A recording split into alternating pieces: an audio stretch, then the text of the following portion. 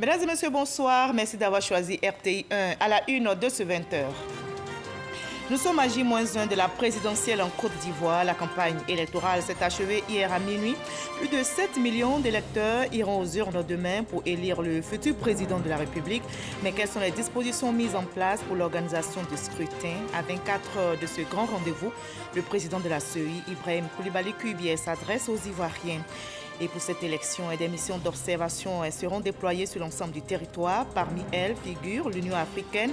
Une délégation a été reçue par le Premier ministre Ahmed Bakayoko. Ils ont échangé sur les dispositions prises pour le scrutin de demain samedi.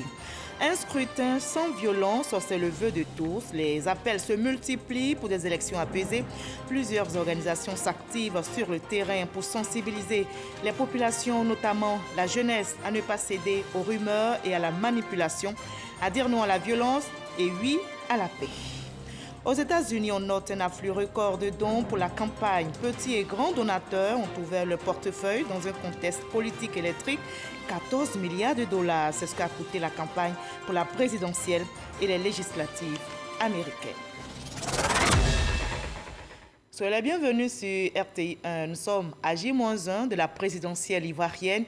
Il ne reste plus que 24 heures pour le rendez-vous dans les urnes. La campagne électorale, je rappelle, s'est achevée hier à minuit.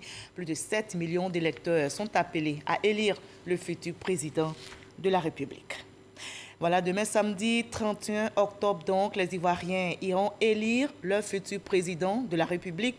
Mais quelles sont les dispositions mises en place pour l'organisation du scrutin? À la veille de ce grand rendez-vous, le président de la commission électorale indépendante, Ibrahim Coulibaly Kuibié, s'adresse aux électeurs. Nous l'écoutons. Ivoiriens, Ivoiriennes, chers électeurs, par décret 2020-633 du 19 août 2020, le collège électoral est convoqué ce samedi 31 octobre 2020 pour élire le président de la République de notre pays. La campagne électorale pour cette élection a pris fin ce jeudi 29 octobre à minuit. Mais nous avons noté avec regret que la période de la campagne a été émaillée d'incidents malheureux avec des morts.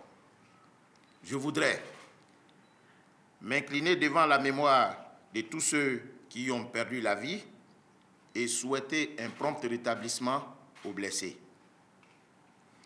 Notre pays a également été frappé par un autre deuil, la disparition brutale de notre point focal au sein du gouvernement, le ministre Diakité Sidiki, ministre de l'administration du territoire et de la décentralisation. Je rends hommage au grand serviteur de la République qu'il fut.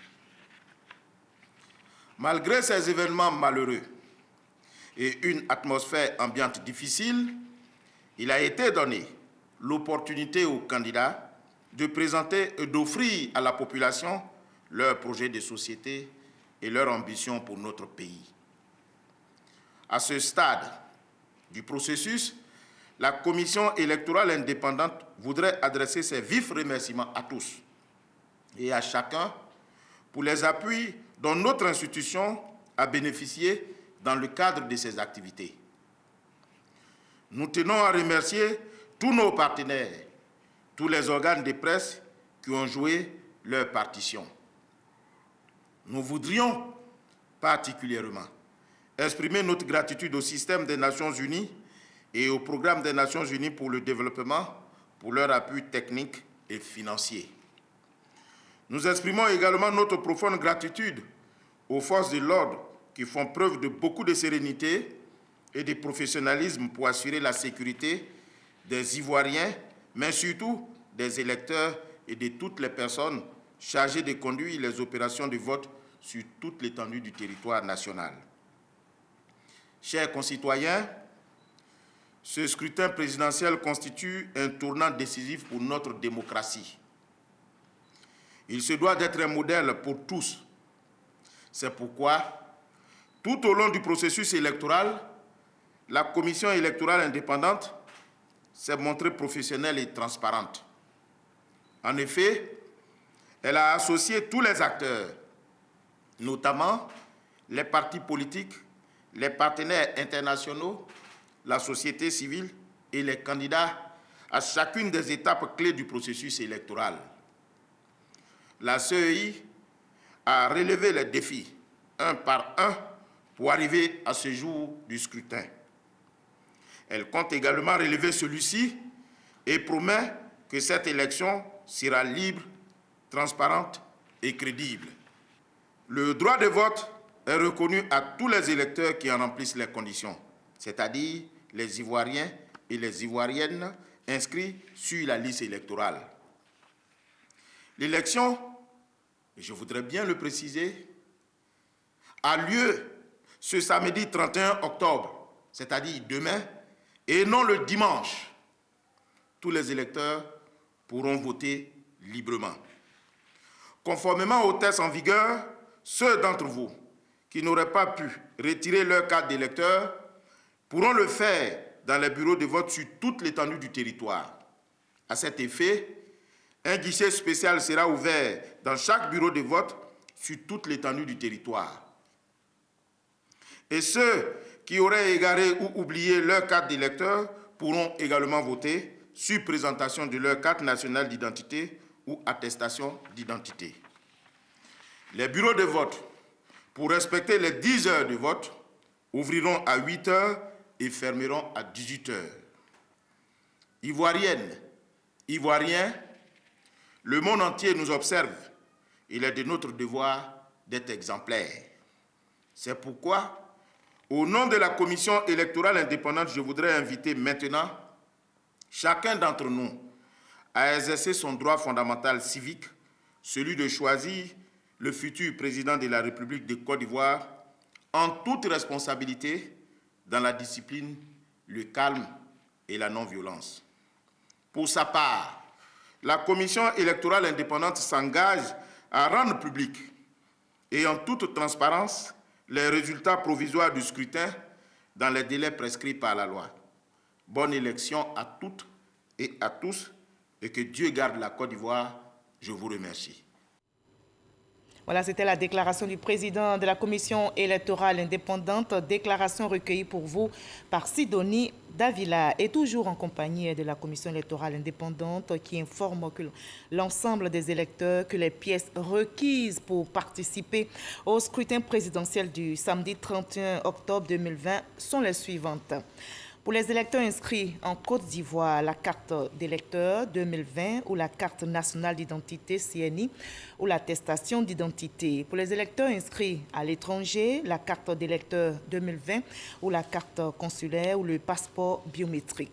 La Commission électorale indépendante précise par ailleurs que, conformément aux dispositions du Code électoral, les électeurs qui n'ont pas pu retirer leur carte d'électeur pourront le faire le 31 octobre 2020, jour du scrutin, dans leur bureau de vote respectif, où un dispositif particulier sera installé à cet effet. Les pièces requises pour le retrait restent inchangées. Pour les électeurs inscrits en Côte d'Ivoire, la carte nationale d'identité CNI ou l'attestation d'identité ou le certificat de nationalité ou le récépissé d'enrôlement délivré par l'UNESI ou l'SONI. Pour les électeurs inscrits à l'étranger, la carte consulaire ou le passeport biométrique ou la carte nationale d'identité. Signé du premier vice-président en charge des opérations électorales à la Commission électorale indépendante. Et pour cette élection, des missions d'observation seront déployées sur l'ensemble du territoire ivoirien. Parmi elles figure l'Union africaine. Une délégation a été justement reçue par le Premier ministre Ahmed Bakayoko. Ils ont échangé sur les dispositions prises pour le scrutin de demain samedi à Boussanogo. Une mission d'observateur de l'Union africaine est reçue par le Premier ministre Ahmed Bakayoko. Conduite par Diletta Mohamed Diletta, la mission est venue apporter son soutien à la Côte d'Ivoire pour un bon déroulement du scrutin. Ce que nous constatons, c'est que les choses ça se passent dans de très bonnes conditions, dans une situation vraiment apaisée. Et nous souhaitons que, par rapport à l'appel que nous avons décidé de lancer au niveau de la communauté internationale, pour que cette élection se passe dans la paix, dans la concorde, et que la population tout entière, chacun de son côté, puisse prendre des dispositions pour que tout se passe dans de très bonnes conditions. Dans beaucoup de pays qui ont eu des problèmes, les pays restent dans des situations difficiles. Mais la Côte d'Ivoire, sa grandeur, en quelques années, les choses ont beaucoup changé. Le pays est redevenu un pays aussi plus grand qu'il était. C'est la raison pour laquelle nous voulons que le peuple ivoirien puisse préserver cette paix, cette concorde et travailler vraiment pour que ces pays ne puissent pas revenir en arrière. Le Premier ministre Ahmed Bakayoko a traduit la gratitude du président de la République Alassane Ouattara aux observateurs de l'Union africaine pour leur contribution pour des élections apaisées et appelle l'ensemble des Ivoiriens à la responsabilité, au calme et à la retenue. Je les ai assurés de ce que le gouvernement a pris toutes les dispositions pour faire en sorte que ce scrutin se passe dans les meilleures conditions. C'est vrai que ça et là, il y a quelques tensions qui sont suscitées, qui sont localisées, mais cela n'enlève rien à la qualité de la bonne ambiance qui se déroule dans l'ensemble du pays. C'est l'occasion pour moi d'inviter l'ensemble de nos compatriotes au calme et à la retenue. Les élections, c'est un moment important, c'est un moment d'expression de liberté. Il faut que chacun puisse exercer son droit de vote. Puis Ahmed Bakayoko rassure. Nous veillerons à ce que tout cela se passe dans de meilleures conditions. Nous avons dit notre disponibilité à l'ensemble des observateurs, à leur offrir en tout cas notre contribution pour aider à la bonne tenue en toute transparence de ces élections. Je lance un appel à l'ensemble des Ivoiriens. Notre pays est un grand pays qui a besoin de paix, qui a besoin de passer cette étape dans la paix. Il ne sert à rien de faire de la violence, il ne sert à rien de faire obstacle à la volonté souveraine et libre de chaque citoyen d'aller aux urnes. Et l'État tirera, c'est sûr, toutes les conséquences de droit des attitudes des uns et des autres. Car la destruction des biens, la destruction du matériel électoral, la destruction des biens privés et publics n'est pas acceptable. Je souhaite que chacun de la retenue, il s'agit de notre pays à tous. La mission d'observateur de l'Union africaine qui séjourne en Côte d'Ivoire dans le cadre des élections a eu auparavant plusieurs échanges avec d'autres missions d'observateurs des Nations Unies, de la CEDEAO, de l'OIF et des institutions en charge des élections. Un scrutin sans violence, c'est le vœu de tous. Les appels se multiplient pour des élections apaisées dans différentes localités. À Gagnoa, dans la région du Gor, les populations, vous allez le voir, expriment leurs attentes. Elles souhaitent aussi un scrutin apaisé, comme nous le rapporte notre envoyé spécial Mahama Traoré. À la salle polyvalente de Gagnoa ce vendredi, le corps préfectoral a rencontré les agents électoraux de la région du Gor. Il était question de porter à leur connaissance les dernières consignes pour le bon déroulement du scrutin du 31 octobre, mais aussi recueillir et adresser les préoccupations des agents électoraux.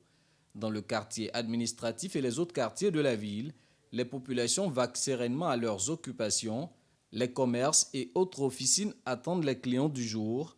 Malgré cette ambiance normale des jours ordinaires, l'élection présidentielle du lendemain samedi 31 octobre est présente dans tous les esprits. La campagne n'a pas été à son plein. Et personnellement, moi, je n'irai pas voter. Je souhaite que néanmoins tout se déroule dans le calme et la tranquillité. J'ai ma carte d'électeur, je vais voter. Je vote depuis 1990.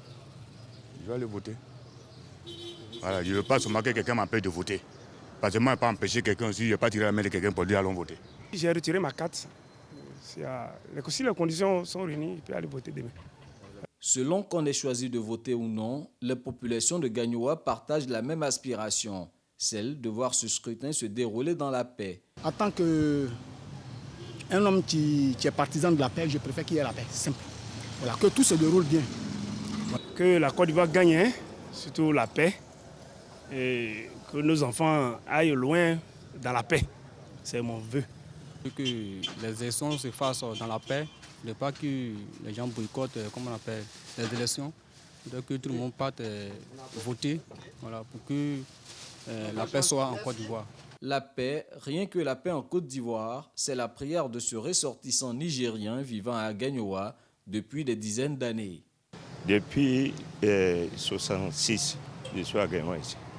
Mon souhait, Et l'élection n'est qu'à passer dans de bonnes conditions. Je ne vote pas parce que je ne suis pas ivoirien, mais j'ai pris pour la paix. Pour la sécurisation du scrutin, ce sont plus de 2300 agents qui ont été déployés dans la région du Gor dans le cadre de l'opération dénommée le barrissement de l'éléphant. Voilà, et sur l'ensemble du territoire ivoirien, ce sont environ 35 000 forces de défense et de sécurité qui ont été déployées pour ce scrutin présidentiel. À la veille du vote, le ministre de la Sécurité et de la Protection civile ainsi que le commandant supérieur de la gendarmerie rassurent sur les dispositions prises. Mais qu'en est-il justement des dispositions sécuritaires sur l'ensemble du territoire? Nous avons avec nous le ministre de la Sécurité et de la Protection civile, le ministre Wagondo Diomandé. Bonsoir, monsieur le ministre. Bonsoir, Marie-Laure. Alors, nous sommes à la veille de la présidentielle. Beaucoup d'informations ont circulé sur la situation sécuritaire dans certaines localités aujourd'hui. Que s'est-il passé exactement et quel est actuellement le point de la situation? Merci. De façon précise, sur le terrain, il y a eu quelques incidents dans un certain nombre de localités. Ce qu'il faut savoir, c'est que la Côte d'Ivoire compte 509 préfectures et 475 sous-préfectures. Sur ce territoire-là, en termes d'incidents, pour les départements, on a eu des incidents dans environ 40 et tout juste environ 90 sous-préfecture. Pour le bilan. Pour le bilan. D'accord. Alors, vous savez, les gens sont à la recherche du sensationnel. Sinon, les incidents qui se sont produits sont des incidents très limités. Comme aujourd'hui, vous avez dit tout à l'heure, en offre à Yamoussoukro. Voilà. Et les images qui sont envoyées créent le sensationnel. Aujourd'hui, ce qui s'est passé à Yamoussoukro, ce qu'il faut savoir, c'est que au cours de la nuit, la gendarmerie a poursuivi des bandits. Et donc a eu à tirer des coups de feu. Et c'est ce qui a fait croire, par rumeur interposée, que les Djoula vont attaquer les Baoulés. Et les jeunes se sont donc regroupés et ont commencé à mettre des barricades dans le quartier Baoulé. La police est allée au contact pour les dissuader, donc pour qu'ils lèvent les barricades. Bon, mais n'étant pas rassurés, ils sont restés sur leur position et la police a dû à un moment donné intervenir pour dégager les barricades. Donc les jeunes se sont repliés et après, certains parmi eux ont dit, bon, comme les jeunes Djoula ont aidé la police à à débarrasser la chaussée dans un esprit républicain, ils vont aller s'en prendre aux biens des Djoula, les commerces et autres. C'est tout ça qui a envenimé la situation. Mais vous savez... Une histoire de rumeur, donc. Voilà, c'est une fausse rumeur. Et les autorités politiques et administratives de la ville de Yamoussoukro se sont fortement impliquées dans la gestion de cette situation. D'une part, mais après le lancement de l'opération barrissement de l'éléphant, les forces de sécurité ont eu à s'interposer. C'est pourquoi l'affrontement intercommunautaire que certains souhaitent n'est pas arrivé à Yamoussoukro. Voilà ce qui s'est passé. D'accord. Alors, monsieur le ministre, que dites-vous donc à la veille de ce grand rendez-vous, de ce scrutin présidentiel? Que dites-vous à ces populations, ces électeurs qui vous regardent pour les rassurer? Peuvent-ils aller voter demain en toute sérénité? Tout le monde peut aller voter en toute sérénité. Je vous ai dit tout à l'heure que l'opération barrissement de l'éléphant a été lancée. Le déploiement de 35 000 hommes, environ membres des forces de sécurité, est terminé à 100%. Tous les lieux de vote sont sécurisés. Tout le matériel électoral a été acheminé et est arrivé à bon port. Même ce qui a été détruit a été remplacé. Le président de la CEI a fait le point et toutes les dispositions sont prises pour que chacun aille voter dans la quiétude. Alors, quelles sont les dispositions prises?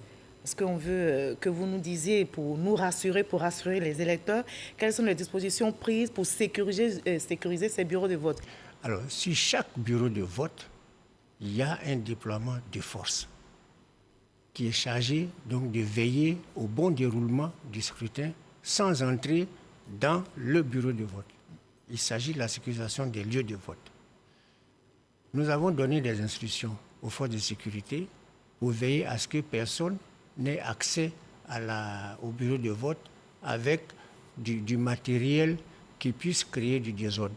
Vous avez constaté que ces derniers temps, nous avons assisté à des jets de cocktails Molotov dans des bus, dans des véhicules. Tout le monde sera fouillé à l'entrée avant d'accéder au bureau de vote. D'accord.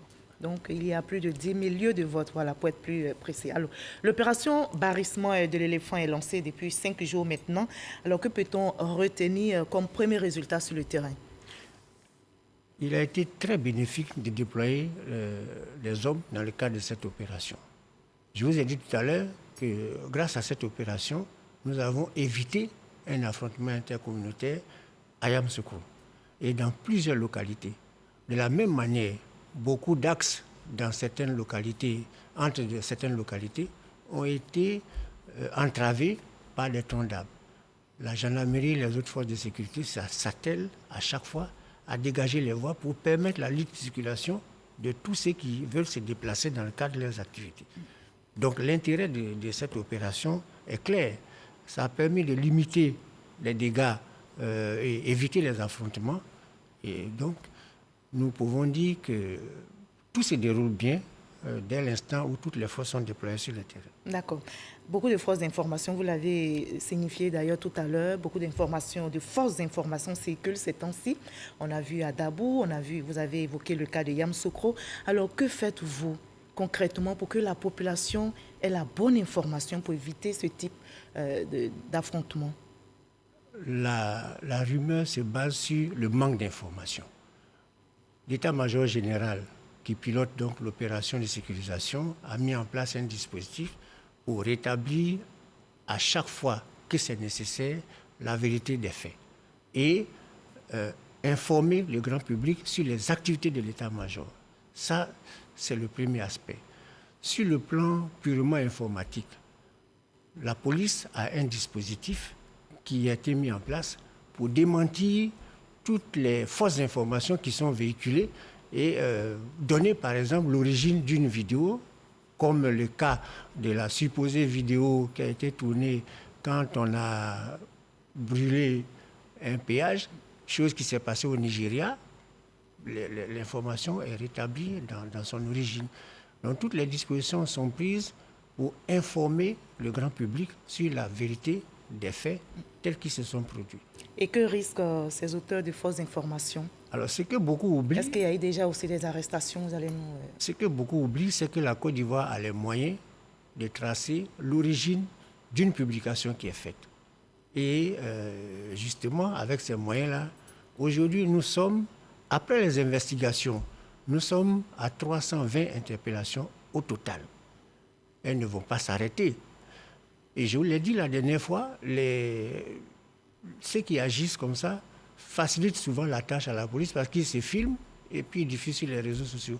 C'est l'un des meilleurs moyens pour nous d'aller jusqu'à ceux qui posent ce genre d'actes. Donc nous sommes parfaitement outillés pour aller à la source de chaque publication et interpeller les uns les autres. D'accord. Alors, dernière question. Nous sommes à quelques heures de ce grand rendez-vous, de ce rendez-vous crucial, l'élection présidentielle qui aura lieu demain. Qu'avez-vous à dire, Monsieur le ministre, à ces électeurs qui vous regardent pour les rassurer? Merci, madame. Je voudrais dire que l'État a pris toutes les dispositions pour que la Constitution soit respectée, à savoir que cette élection se déroule le 31 octobre 2020, c'est-à-dire demain. En accompagnement justement de cette disposition, les mesures sécuritaires ont été prises. Les sensibilisations ont été faites. Les communautés se sont impliquées. Les chefs de communauté se sont impliqués. Tous les leaders d'opinion se sont impliqués. C'est le lieu de dire que sur le plan sécuritaire, tout est mis en place pour que chaque citoyen aille remplir son devoir civique. Il est hors de question que l'État accepte que certains empêchent d'autres citoyens d'accomplir leur devoir. Tout le monde a le droit de ne pas être d'accord avec telle décision, mais tout le monde a le devoir de respecter l'opinion des autres. Et l'État sera intransigeant sur tous ceux qui vont s'illustrer par des actes tendant à empêcher qui que ce soit d'aller remplir son devoir civique. Merci, Monsieur le ministre. Merci d'avoir été avec nous sur ce plateau. Au moment où la Côte d'Ivoire, notre pays, s'apprête donc le scrutin présidentiel de ce samedi 31 octobre, un flux incessant de fausses informations inonde malheureusement les réseaux sociaux. Ce vendredi encore, nos équipes de la rédaction en ligne RTI Info ont pu identifier 2 infox. La diaspora en France et en Italie est concernée par ce scrutin présidentiel, mais des fausses informations relayées sur Facebook, Twitter et des groupes WhatsApp ont fait circuler la rumeur d'une annulation. Ces fausses informations ont été véhiculées par de faux comptes de l'ambassade du Côte d'Ivoire en France. Après vérification auprès de la CEI, le vote est bel et bien maintenu dans ces 2 pays. Et puis une autre rumeur, c'est celle de supposés documents de vote déjà remplis, interceptés du côté de Yamoussoukro. Une vidéo et des images circulent aussi depuis ce vendredi, fin de matinée, sur les réseaux sociaux, indiquant des supposés cas de fraude avec des documents électoraux pré-remplis. Après vérification auprès de la CEI et de témoins sur place, il s'agit de bordereaux de livraison du matériel électoral et non de cas de fraude, comme on peut l'entendre dans les vidéos. Attention donc aux fake news. Communiqué donc de l'ambassade de Côte d'Ivoire en France, justement sur ces fausses informations. L'ambassade de la Côte d'Ivoire en France a le plaisir d'informer la communauté ivoirienne en France que le scrutin de l'élection présidentielle du 31 octobre 2020 se tiendra effectivement dans les localités suivantes de 8h à 18h. Paris, Île-de-France, Lyon, Toulouse, Nantes, Lille, Bordeaux, Marseille, Strasbourg, Nancy. L'ambassade de Côte d'Ivoire en France remercie les autorités françaises pour leur appui et la mise en place de toutes les accommodations rattachées aux mesures liées à la pandémie de la COVID-19. En relation avec la commission électorale et la représentation diplomatique, l'ambassade de Côte d'Ivoire en France prend toutes les dispositions pour l'application scrupuleuse de ces mesures. Elle invite nos compatriotes ivoiriens électeurs au strict respect de ces mesures, au civisme et à la discipline. Fait à Paris le 30 octobre 2020, Maurice Kouakou Bandama, ambassadeur de la Côte d'Ivoire en France. À quelques heures donc de l'ouverture du scrutin présidentiel, attention aux folles rumeurs, évitons les fausses informations pour la paix. Et pour la sécurisation, vous l'avez entendu, l'opération barrissement de l'éléphant mobilise au moins 35 000 hommes. Voyons le déploiement de ces forces de l'ordre dans la région de Tonkoui avec notre envoyé spécial Walter Amadou Ouattara. Commune frontalière au Libéria et à la Guinée, Danané vit à son rythme normal en cette journée du 29 octobre 2020. Ces jours fériés, relativement à la commémoration du Maolid, célébration musulmane tenue la veille. Pourtant, les petits commerces et autres activités tiennent en haleine leurs promoteurs et nombreux clients. Les discussions sont marquées par le scrutin présidentiel du 31 octobre 2020. Tout nous rassure, surtout même à Danani, on n'a pas eu de problème, on n'a pas eu de manifestation. Vraiment, je souhaite que ces élections-là se passent bien, surtout dans la paix. Et nous ne voulons plus la guerre se répéter dans le pays. Et le jour des élections, nous allons voter massivement. Tous les frères, ils n'ont qu'à aller voter le 31 octobre. Il n'y aura rien. Si à Danané, les populations rencontrées affichent la sérénité, à Zouanouien, par contre, des résidents ont été effrayés par des rumeurs. Une implication de la chefferie traditionnelle et des cadres pour maintenir la quiétude est en cours. Actuellement, on ne sait pas qui réellement envoie des fausses rumeurs. Et j'ai même fermement donné des conseils à ceux qui troublent la population ici à Zouanouien. Zouanouien est tellement fragile pour donner des informations qui ne sont pas fondées. Donc, à ce temps-ci, en tant que chef central, j'ai passé l'information comme il se doit. Je dis à la population de ne pas aller en brousse parce qu'on ne sait jamais. Il faut savoir, il faut connaître d'où vient le danger avant de prendre la fuite. Et tout le monde, actuellement, à l'heure où je vous parle, quand quelqu'un est en train de parler, on l'écoute attentivement pour ne pas qu'il va déraper dans ses paroles. On a passé l'information concernant les votes. Les gens vont voter le 31, ce qui est le devoir, ce qui est normal pour un citoyen. on ne veut pas de violence. On a approché nos frères. Nous sommes des frères ici, il n'y a pas d'animosité entre nous. La politique va passer, mais la fraternité va rester. Donc nous sommes des frères. On leur a dit, je leur ai personnellement dit, les gars, pas la terre pour que nous vivions ensemble. Nous avons toujours été ensemble. Donc restons ensemble pour sécuriser notre zone. Ces démarches portent fruit. Ce jeune homme, approché à la gare routière de Zouanouyen, affirme son désaccord vis-à-vis des fake news. Sans pression, il atteste avec sa carte d'électeur qu'il va choisir le jour du vote son candidat. Quand on parle de voter là, c'est pour choisir ton président. Celui que tu veux, celui qui peut nous arranger demain. Donc moi, je vois qu'il n'y a pas de problème. Hein. Moi, c'est la paix. Voilà. Vous voyez ici, là, nous, on se débrouille. Et puis, il n'y a pas de parler entre nous ici. Le préfet du département se veut rassurant. Tout se passe bien dans sa circonscription. Le scrutin va se dérouler dans la paix et la transparence. Le préfet l'exprime avec aisance. Notre appel, effectivement, c'est que les populations soient rassurées, que nous sommes là pour assurer la sécurité. Quand je dis nous, c'est l'État, avec tout ce que l'État a comme dispositif sécuritaire, c'est-à-dire la police, la gendarmerie et l'armée qui vient pour appuyer. Nous prenons toutes les dispositions pour pouvoir assurer la sécurité. Et bien entendu, les élections vont se tenir. Et nous sommes là pour que ça se tienne. La présence des forces de l'ordre arc-boute ses propos.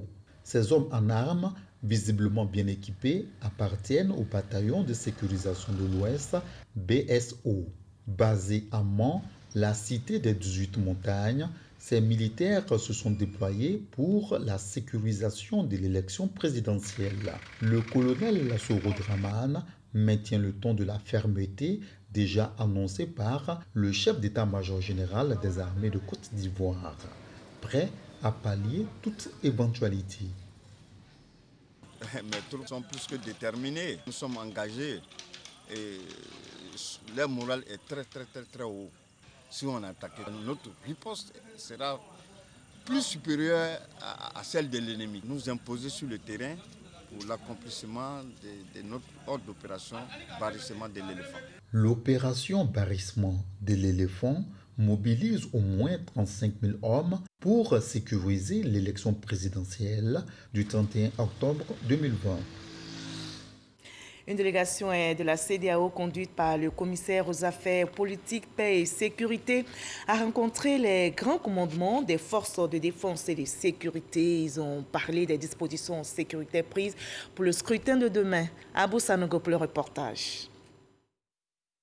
C'est à la direction générale de la police nationale que la délégation conduite par le général Francis Awagbe Béanzin, commissaire aux affaires politiques, paix et sécurité de la CEDEAO, a entamé sa tournée. Une visite au grand commandement des forces de défense et de sécurité pour conforter l'opinion nationale et internationale sur les dispositions sécuritaires arrêtées pour le scrutin du 31 octobre. À cet effet, une présentation de l'ordre d'opération a été faite. Elle s'inscrit dans le cadre de l'opération barrissement de l'éléphant. Le directeur général de la police nationale a par ailleurs assuré la délégation de la CEDEAO sur les dispositions prises par la police nationale pour le scrutin. Après la direction générale de la police nationale, les envoyés de la CEDEAO se sont rendus au commandement supérieur de la gendarmerie nationale. Reçu par le général de division Alexandre Apalo Touré, commandant supérieur de la gendarmerie nationale, la délégation de la CEDEAO, après la présentation de la manœuvre de ce corps d'élite, a invité la gendarmerie nationale à adopter une posture républicaine. En retour, le commandant supérieur de la gendarmerie nationale a souligné que pour favoriser un climat paisible pour ce scrutin, la gendarmerie nationale a développé la police de proximité. Dans ce cadre-là, il est arrivé que nous allions sur le terrain pour pouvoir rencontrer les populations, surtout par rapport à ce que nous avons observé de façon, j'allais dire, un peu malicieuse. On a vu ce débat politique glisser tout doucement, quelquefois, vers un conflit ethnique, identitaire. Et donc, pour éviter que ça prenne de l'ampleur, voilà, nous allons sur le terrain quand nous voyons que ça pourrait déborder et nous essayons d'entretenir la jeunesse. Autre étape, après le commandement supérieur de la gendarmerie nationale, le GSPM, le groupement de sapeurs-pompiers militaires, qui entend jouer sa partition dans la sécurisation de l'élection présidentielle. Et c'est à l'état-major général des armées que les émissaires de la CEDEAO ont achevé leur tournée en présence du général de corps d'armée, Lassina Doumbia, chef d'état-major général des armées. Les points saillants de la sécurisation de l'élection sont passés au peigne fin.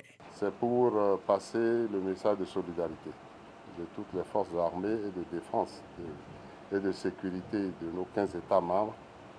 Un message de solidarité et un message en 3 points essentiels, à savoir leur rôle régalien. Je suis venu aussi pour porter le deuxième message de posture républicaine des forces armées de nos pays.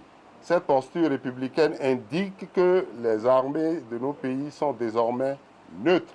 Troisièmement, enfin, un message de la nécessité du professionnalisme sur le terrain.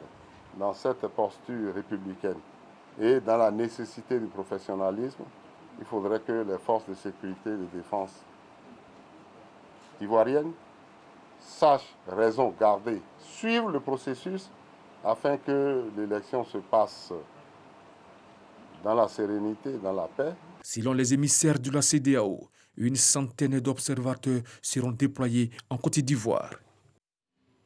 La délégation de la CEDEAO a aussi rencontré le candidat indépendant Kwadwo Konan Bertin d'IKKB. Objectif, échanger à quelques heures de la présidentielle avec en ligne de mire la paix avant, pendant et après le scrutin. La délégation va également rencontrer les autres candidats pour parler toujours de paix dans notre pays. Voilà pour cette élection, et vous l'avez entendu, des missions d'observation seront déployées sur l'ensemble du territoire. Elles sont reçues par des acteurs politiques et présidents d'institutions. Les délégations de l'Organisation internationale de la francophonie, OIF, et du Centre Carter ont échangé avec le président du Conseil constitutionnel pour comprendre le processus électoral en vue de faire des recommandations. Gabriel Zani. À l'instar des autres organismes internationaux, l'Organisation internationale de la francophonie, l'OIF, a dépêché une mission en Côte d'Ivoire pour assister le pays durant la période électorale. En plus des acteurs politiques, la délégation de l'OIF a rencontré le président du Conseil constitutionnel. Nous accompagnons le processus électoral à la demande des autorités ivoiriennes et de la commission électorale. On a essayé d'avoir des explications sur des zones d'ombre qu'on avait qui vont nous aider à travailler dans le cadre de notre mission. Les délégations se succèdent au Conseil constitutionnel. Après la mission de l'OIF, c'est au tour du Centre Carter d'être reçu par Mamadou Koné, le président du Conseil constitutionnel. Quand on observe les élections, on doit chercher à comprendre le cadre juridique, le cadre constitutionnel des élections. Alors, nous sommes venus ici au Conseil constitutionnel nous informer sur les questions d'éligibilité, les questions de contentieux électoral, particulièrement liées aux élections présidentielles. Comprendre le fonctionnement du Conseil constitutionnel est essentiel pour ces missions électorales d'observation. L'institution est le juge des élections et la seule habilitée à proclamer les résultats définitifs de l'élection présidentielle. Le médiateur de la République appelle aussi à des élections apaisées. Voyons le contenu de sa déclaration à la veille de ce scrutin avec Grace Kando. La campagne électorale présidentielle 2020 vient de s'achever. Elle a été l'occasion pour les candidats de proposer aux Ivoiriens leur programme de gouvernement pour les 5 années à venir afin de solliciter leur suffrage. Le médiateur de la République rappelle qu'à la veille de l'ouverture de la campagne électorale le 15 octobre dernier, il avait invité les Ivoiriens et les acteurs de la vie politique à une campagne électorale apaisée et sans violence afin de consolider la paix et la cohésion sociale. Malheureusement, il y a lieu de constater avec amertume depuis quelques jours la résurgence d'actes de violence et d'agression qui ont encore endeuillé des familles ivoiriennes. Le médiateur de la République déplore ces violences, s'incline devant la mémoire des personnes ayant perdu la vie, souhaite un prompt rétablissement aux blessés et exprime son réconfort à tous ceux dont les biens ont été saccagés. Préoccupé par cette situation, Le médiateur de la République invite tous les acteurs politiques à la veille du scrutin présidentiel à faire baisser la tension afin d'éviter d'autres pertes en vies humaines. Aussi, le médiateur de la République appelle-t-il à un scrutin calme et sans violence. À cet effet, le médiateur de la République encourage le gouvernement à poursuivre ses efforts de sécurisation du processus électoral. Exhorte les partis politiques à faire preuve de responsabilité dans le maintien de la paix, à privilégier le dialogue et la concertation comme mode de règlement des différends et à appeler leurs militants et sympathisants au calme et à la retenue. Invite les candidats à l'élection présidentielle au respect du jeu démocratique et à privilégier, le cas échéant, le recours aux institutions en charge du contentieux électoral. Demande aux jeunes de faire preuve de responsabilité en privilégiant avant tout leur avenir. Appelle les populations à s'investir individuellement ou collectivement dans la consolidation de la paix et au renforcement de la cohésion sociale pour assurer à notre pays la stabilité pour un développement durable. Fait à Abidjan le 30 octobre 2020, Adama Tungara, médiateur de la République. Une autre déclaration est celle de la secrétaire d'État chargée des droits de l'homme, toujours à l'occasion de l'élection présidentielle de demain samedi. On voit le contenu de cette déclaration avec Jean Mayagi.